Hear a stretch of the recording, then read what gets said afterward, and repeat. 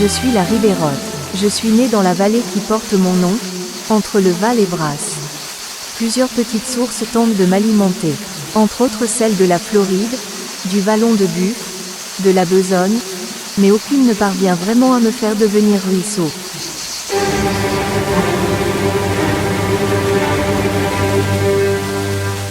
Cependant, lors des violents orages d'été, je deviens rivière en crue, et j'inonde jusqu'à le Val. Ma violence est atténuée par la création du lac du Carnier, sur l'emplacement d'une mine de bauxite à ciel ouvert. C'est peu après, au lieu d'y les 13 sources, que je deviens rivière. Je serpente sur le côté sud du village, alimentant jardins et pépinières. C'est sur mes rives que s'étaient établies les tanneries et les manufactures de tuiles. Je n'ai qu'un seul affluent, le Vallon de Piaou, un petit cours d'eau qui dessert les villages de Leval et Correns. À la sortie du village de Leval, ma première petite chute d'eau, le Petit Baou. J'y attirais les jeunes du village l'été pour un bain rafraîchissant, et les premières brasses. Enfin, après la campagne de Milan, je sors du village par le très beau pont de Milan. Je serpente encore jusqu'au Grand Baou, pour faire le grand plongeon. Ce lieu ombragé est un havre recherché lors des canicules estivales. Enfin, je rejoins le fleuve Argence près de Montfort-sur-Argence, après un dernier périple dans de petites gorges encaissées dans lesquelles j'attire les pêcheurs. Je suis la plus belle rivière au monde pour nombre de voyageurs d'aujourd'hui et de naguère. Laissez-moi vous raconter l'histoire de mon village, une histoire aussi belle que celle des 1000 et une nuits.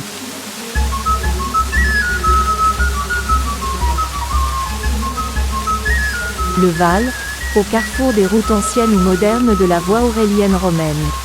Lieu géographique, point idéal à retenir pour vivre, ne serait-ce que quelques heures, quelques jours à la campagne, dans le calme et la sérénité au cours d'une visite en Provence. Parcourir des siècles d'histoire quotidienne au bruit de la même eau qui coule à ses fontaines et au rythme des heures qui sonnent à son clocher. Ici, la Provence vit encore. Le Val, longue vallée étroite, enserrée par deux chaînes de collines vêtues de pins et de maquis. Au centre une tour, coiffée d'un campanile délicatement ouvragé, accolée à un clocher massif et trapu. Tout autour, des toitures de tuiles allant du rose tendre à l'ocre brun, constituent une mosaïque au ton doux. Une ligne sinueuse de verdure, la rivière.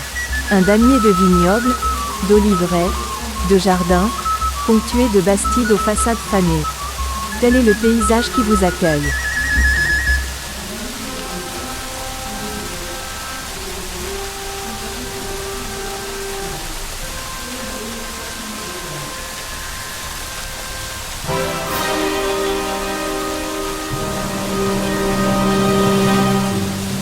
Il y a 4500 ans, les hommes vivent au pied d'abris rocheux verticaux bien ensoleillés au pied de la falaise des Essartaines où l'on retrouve des parois de roches peintes et des gravures rupestres.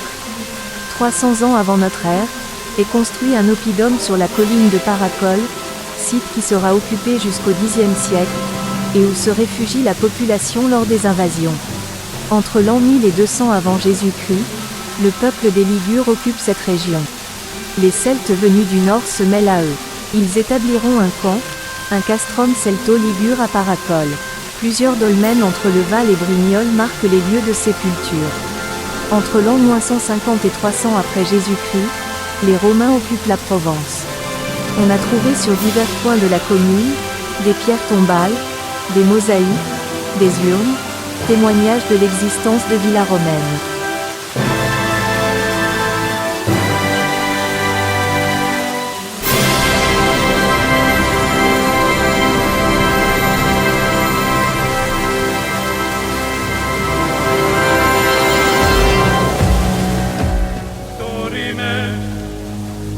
Interrimo ad appare dorime, ameno, ameno, lantiremo, dorime. En 973, le comte Guillaume Ier, le libérateur, délivre la Provence des Sarrasins, et distribue des terres à ses chevaliers. À la famille de Château-Renard échoit le Val, ainsi que Paracol et Correns. En 979, Mathilde de Château-Renard fait don de ses terres à l'abbaye de Montmajour. Sa fille Balde fait construire une église qui est consacrée en 1068.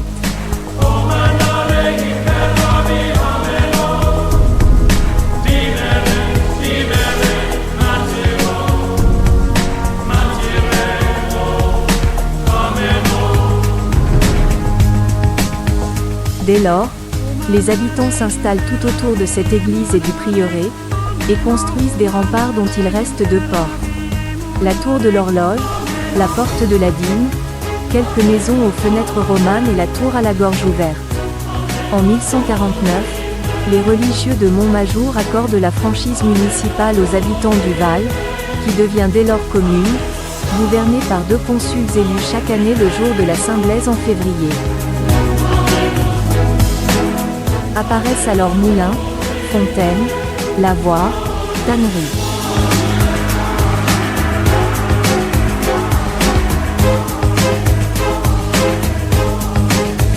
Du XIIIe au XVIIe siècle, le Val fait peu à peu éclater son corset de murailles. À plusieurs reprises, l'église est agrandie. Des moulins à farine et à huile sont construits sur la place du Valat, où on a amené les eaux des 13 sources, par un canal qui alimente encore aujourd'hui les nombreuses fontaines qui donnent à ce village son caractère frais et rieur.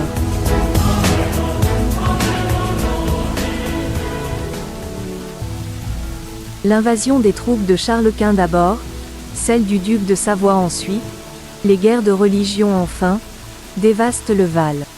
De temps en temps s'y ajoute la peste.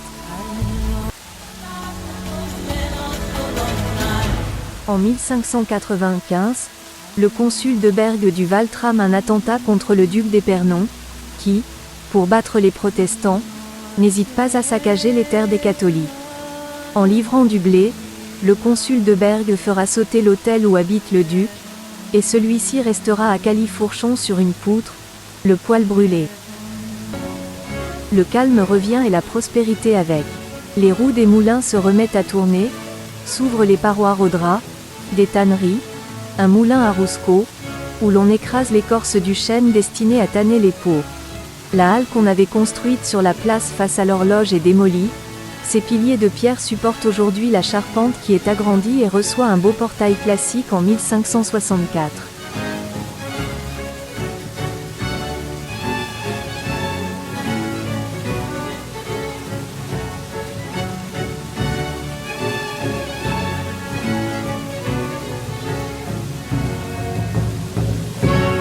En 1596, sous le roi Henri IV, la Provence se rattache au royaume de France, donnant une nouvelle impulsion au village qui connaît un réel essor.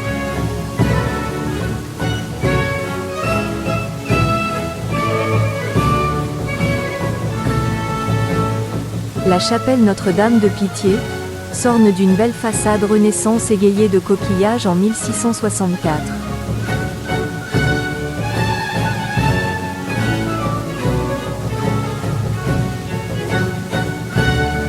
La tour de l'horloge est dotée d'un magnifique campanile en fer forgé en 1734.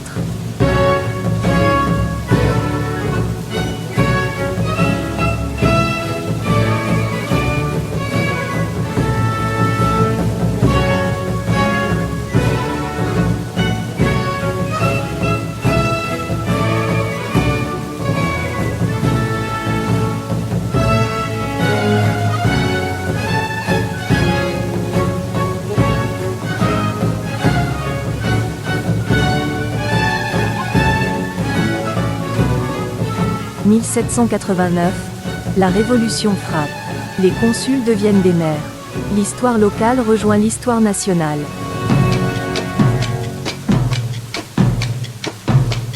Au XIXe et au XXe siècle, le Val connaît un développement économique dû à ses différentes activités telles que les tanneries, l'agriculture, la sériciculture, l'élevage des vers à soie, la viticulture, l'oléiculture ou encore l'élevage. En 1886, on construit la mairie et les écoles à l'extrémité de l'ancien pré de Foire. Les deux guerres marqueront leur passage. En 1914, 43 Valois tombent au champ d'honneur, et une dizaine en 1945. Il s'agit aussi de la période où les mines de bauxite sont exploitées. La dernière fermera en 1980. L'activité viticole est toujours présente au Val avec la production d'un vin AOC Côte de Provence rouge, blanc et rosé. À partir de 1975, le Val s'agrandit en lotissement et résidence à la campagne. La population citadine s'accroît mais la population agricole diminue. Changement de cap dans l'économie. Le midi de la France connaît une nouvelle industrie, le tourisme. Le Val essaie de se mettre au pas. Rénovation du vieux moulin à huile, création d'un théâtre de plein air, ouverture de 5 musées, rénovation et extension de la mairie en 1986, 100 ans après sa construction, création d'une école. Il y a tout au long des marchés de Provence qui sentent le matin la mer et le midi, des parfums de fenouil, melons et céleri, avec dans leur milieu quelques gosses qui dansent. Voyageur de la nuit, moi, qui en ribambelle ai franchi des pays que je ne voyais pas. J'ai hâte au point du jour de trouver sur mes pas ce monde émerveillé qui rit et s'interpelle le matin au marché. Voici pour 100 francs du thym de la garrigue, un peu de safran et 1 kilo de figues. Voulez-vous pas vrai un bon plateau de pêche ou bien d'abricots? Voici l'estragon et la belle échalote, le joli poisson de la Marie-Charlotte. Voulez-vous pas vrai un bouquet de lavande ou bien quelques œillets? Et par-dessus tout ça, on vous donne en étrenne l'accent qui se promène et qui n'en finit pas. À la bella putina, à la bella putina, baby,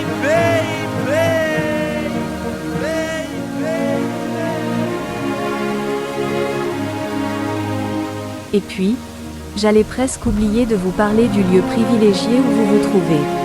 Depuis aussi loin que je me souvienne, je porte dans mon lit un trésor, la chute du Grand Baou. Cette propriété privée où je coule, appartient à la famille Guigues.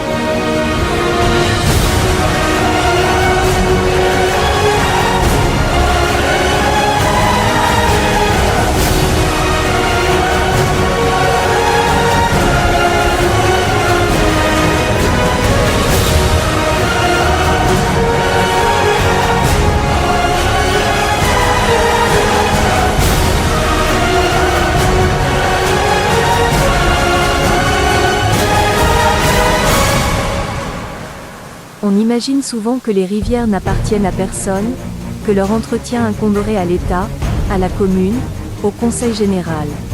La réalité est bien différente. Mon lit appartient pour moitié au propriétaire du terrain de chacune des rives jusqu'en son milieu. Charge à chacun d'entretenir régulièrement mon cours d'eau et mes berges.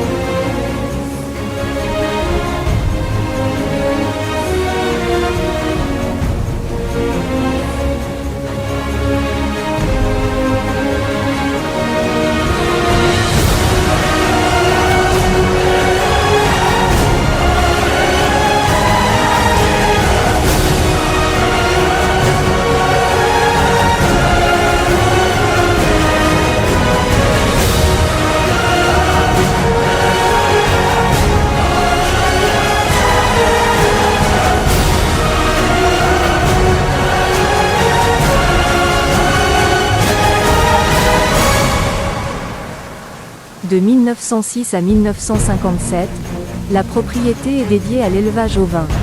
Elle devient ensuite viticole jusqu'en 2013. Depuis, Jean-Marie Guigues et son frère Pascal en ont fait ce spot incontournable au cœur de la Provence verte. Je longe leur propriété d'environ 30 hectares de prairies et de bois.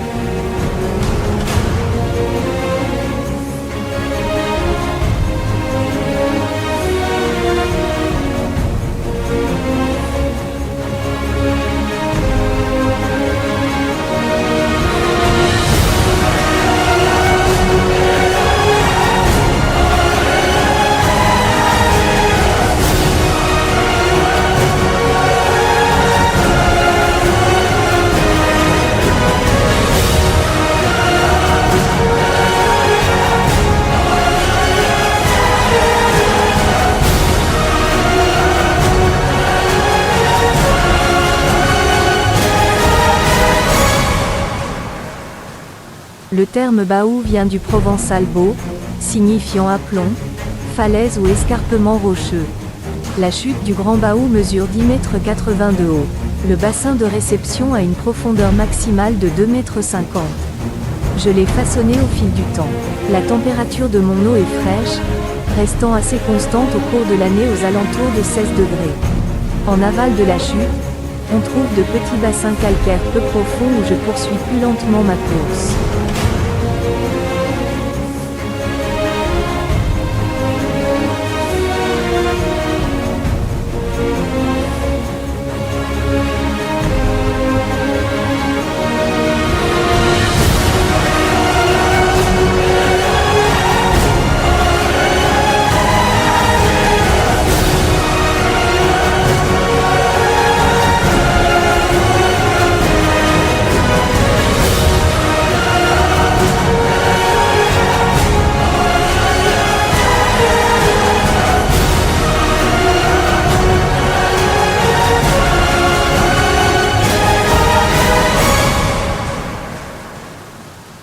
On y trouve des poissons, truites arc-en-ciel et fario, poissons blancs, valerons, chevennes, barbeaux méridional, blajon, écrevisses.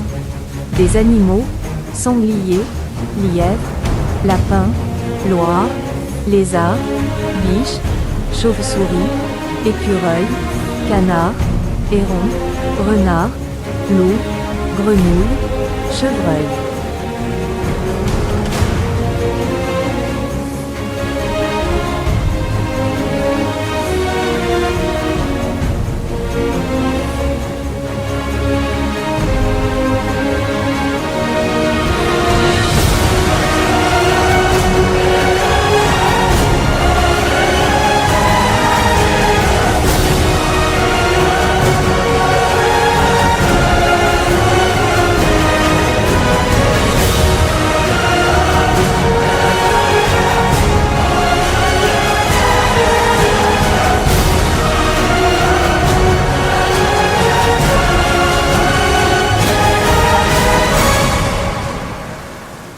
Des arbres, noyers, oliviers, noisetiers, pins, lilas, lauriers, ormeaux.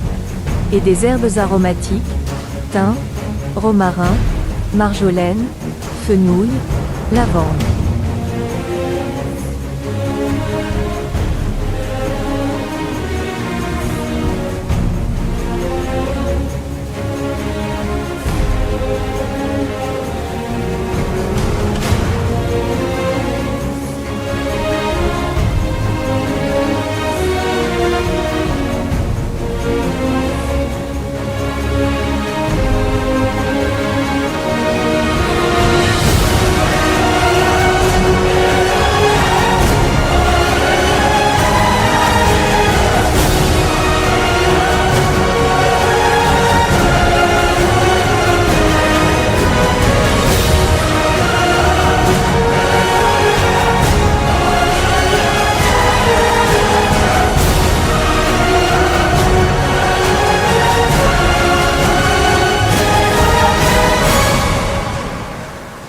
La tradition provençale veut que l'on plante 1, 2 ou 3 cyprès pour accueillir les visiteurs en signe de bienvenue.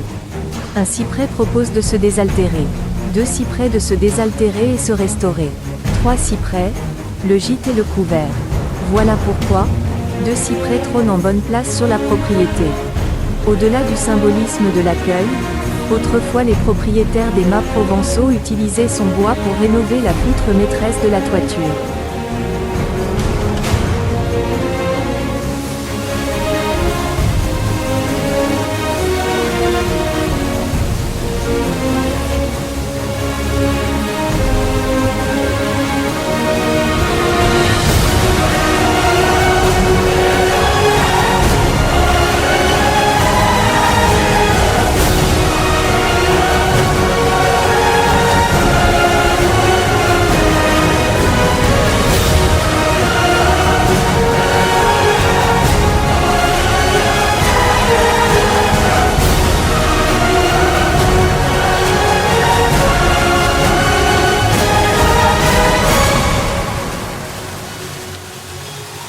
À l'entrée du chemin que vous avez emprunté pour venir à ma rencontre, 2 pierres ressemblantes à des restes de colonnes sont dressées pour vous indiquer le passage. En fait, ce ne sont pas des colonnes mais des pierres à battre le blé. Elles sont posées telles des colonnes pour la décoration mais, en y regardant de plus près, vous apercevrez un axe central en métal qui était autrefois relié à une fourche tirée par des chevaux, des mulets ou des bœufs, la pierre posée à l'horizontale tel un rouleau. L'opération permettait de séparer les graines de l'épi ou de la tige en faisant rouler dessus la pierre tirée par l'animal dans un manège.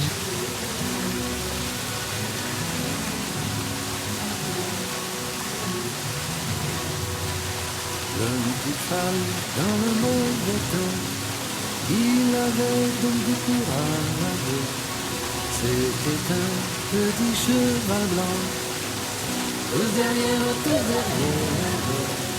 C'était un petit cheval blanc, tous derrière lui.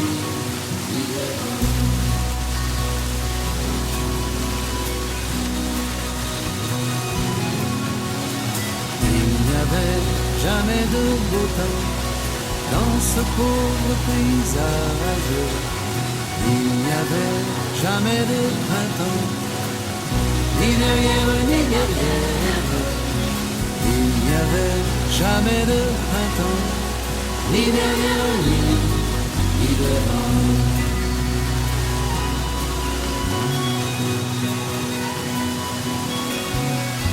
Mais toujours il était content, menant les gars du village, à travers la pluie noire des champs, tous derrière. À travers la pluie noire des champs, tous derrière lui et devant. Ce soir, j'ai été fière d'être mise à l'honneur pour vous révéler ma présence, ma douceur et ma force.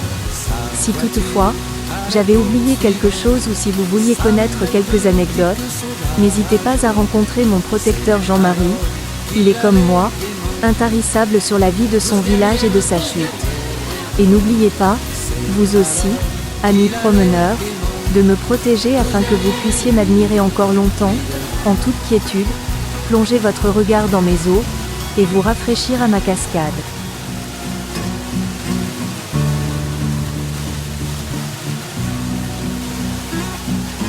Vue de la Lune ou de Jupiter, de tout là-haut y a pas de mystère. La planète bleue, que c'est beau, c'est de l'eau. Dans les rivières et dans les étangs, petites mares et grands océans,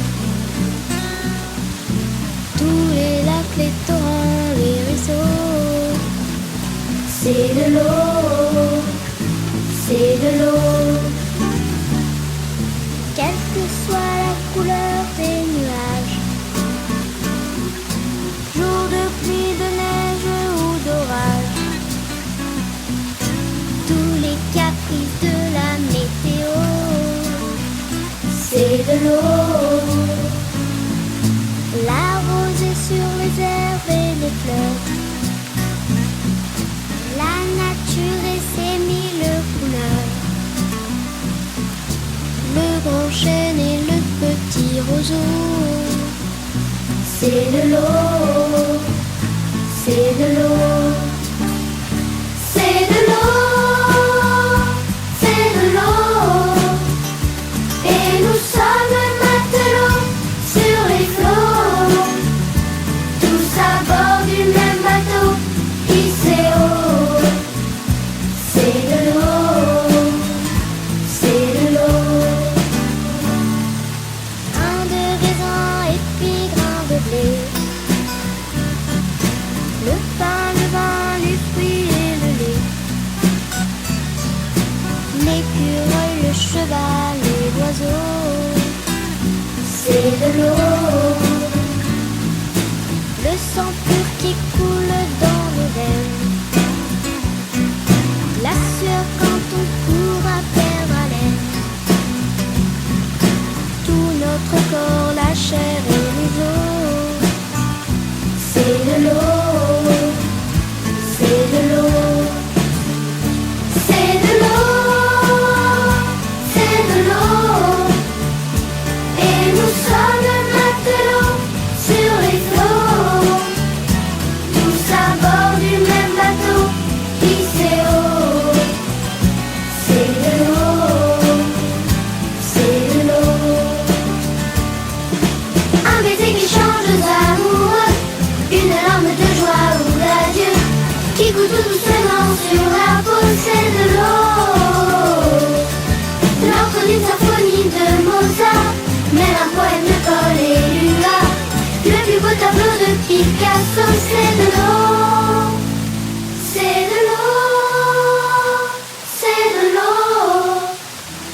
Et nous sommes matelots sur les flots, tous à bord du même bateau qui sait haut. C'est de l'eau. C'est de l'eau. C'est de l'eau. C'est de l'eau. Et nous sommes matelots sur les flots, tous à bord du même bateau qui sait haut. C'est de l'eau. C'est de l'eau. Un bébé qui attend patiemment le premier sourire de sa maman. Ce qui le protège bien du chaud. C'est de l'eau. C'est